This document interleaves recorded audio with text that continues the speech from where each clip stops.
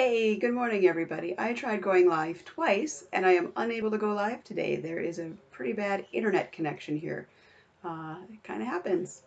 Got to work with it. So I am taping this instead, and let's talk about this week's blog. So this week's blog was all about your office space, making it your own, and a place you're motivated to work in. The reason I'm starting off my blogs this month with this blog in particular is because we're going to get into some really heavy numbers this month as we really go through kind of some of the things you need to work on as a small business owner and your back office. This is your office is where you do all the work where you're not actually probably meeting with customers. This is going to be where you have to do your numbers, figure out, make sure your P&Ls are in line and everything. So you don't want a drab spot if the paperwork is something you don't enjoy. Now, I love the paperwork side of it. I love going through the numbers, trying to analyze, doing my investigations. Um, but I also love to be surrounded by color, so I wanted to make sure that, even on days where I may be a little meh on going out and working on those numbers, that I'm in a space that I love to be in. So my space is full of color, yellows. You can't tell, but the color behind me is kind of like a it's called opal skies, opal silk, something like that. It's like a blue, green, teal, something in that range. It kind of changes with as the light hits it, but it's pretty. I like the color. It works for me. I also surrounded myself with things that I enjoy, my fandoms, Disney, Doctor Who. But when I designed this room, my first thing is I had to set up a place to do my videos. This is where I do Zoom chats more often than not. And I needed something that had color, a little bit of personality, showed something about me, so obviously I'm branded. My company name is behind me. My certificate is behind my head right now, so we'll work on that. I have to get over here is where my closet is, and it doesn't have a screen on it or fabric. There's no door, so I prefer you not see that. Once I get the fabric made, because it's going to match my curtains, I'll be adjusting so people can actually see my certificate. Now with all this stuff of, I got, Aurora and Maleficent behind me. There's also Bugs Bunny. That was a Christmas gift for me from my husband. A student made a gift for me, and it's Bugs Bunny saying, when things don't go right, go left, right? And that really is me. I always look for, okay, what's the standard way to get things done? If it doesn't work, what do we need to do then to change things up and fix things? So I'll try going in a different direction. And it's because of that I get a lot of people have told me I'm very innovative and creative in the way I look at a business problem, which is why I named my company Innovative Consultants. It is a word that is constantly used to describe me. So Bugs Bunny is my reference. That's where it really kind of came to. And so Bugs Bunny's here. Again, it's something that reminds me of my values and who I am and what it means for me to be in business to help people. As a small business owner, you can't follow the line. You can't do what everyone else is doing. And if you're trying to mimic a big corporation, what they're doing isn't going to work for you because you're a small business. So, how do you blend it? How do you make business work at your level and grow to a level where you can, if you want to be the next big corporation? And that's where I come in. And that's really where my office space is about reflecting and trying, and, as reminders, this is what you do, this is why you do it, and this is how you're moving forward. And on top of that, I'm surrounded by color that I love to keep me motivated and happy. There's some pictures from my 40th birthday, which was like 3 years ago. Um, I've been posting them on Instagram as something fun, something different.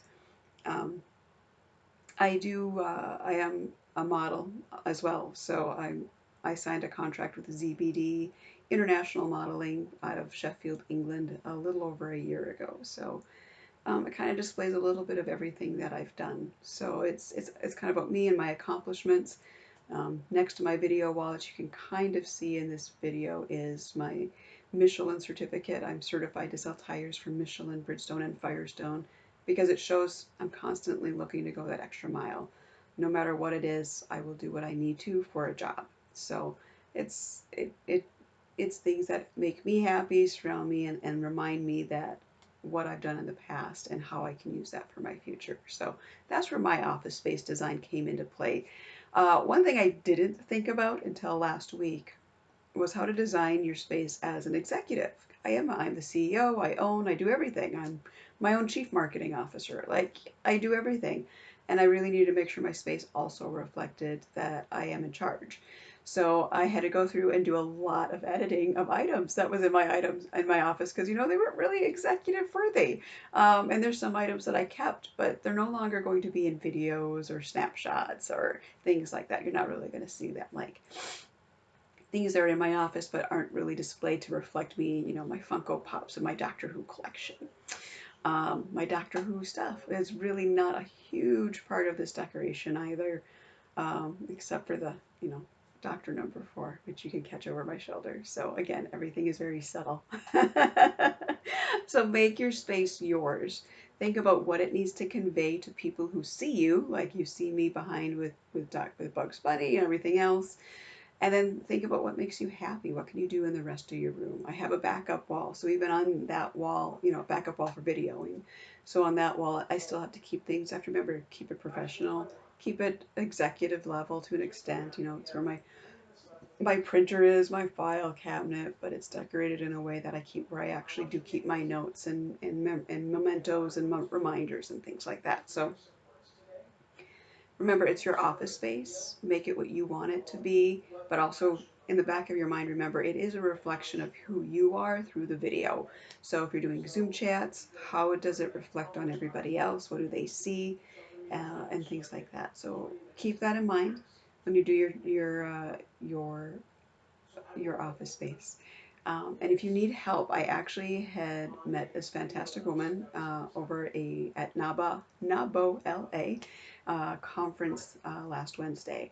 Her name is Monica, and she runs Evolving by Design, and she is a office designer, and she's all about understanding small spaces and designing and making them work for you, and kind of helping you edit through what you have as well to learn about you, what you need, what you're trying to convey, as well as keeping your personality in your office. So, highly recommend her. Give her a shout out. She's on Instagram and Facebook.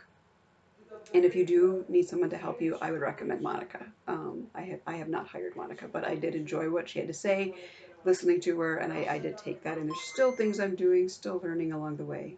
So, with that said, this has been a really long video just on office space and all that fun stuff.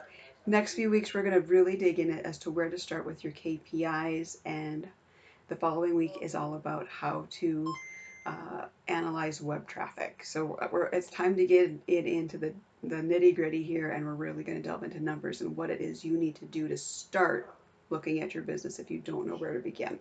And that's where I'm going to come in and help.